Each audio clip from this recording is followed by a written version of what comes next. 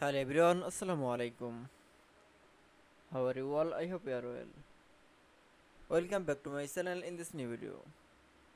Today's video, how to convert inch to feet in Microsoft Excel. So let us start it. At first, open your Excel document. Firstly, then I show the inch and feet and start this convert to the inch to feet. Firstly, click for the feet bar option. Now keyboard press from the equal option. Now select for the inch 18 for select. Then keyboard press from the slash.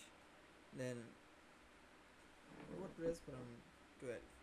Now keyboard press from the enter. That's okay. Then move the all select foot. That's okay.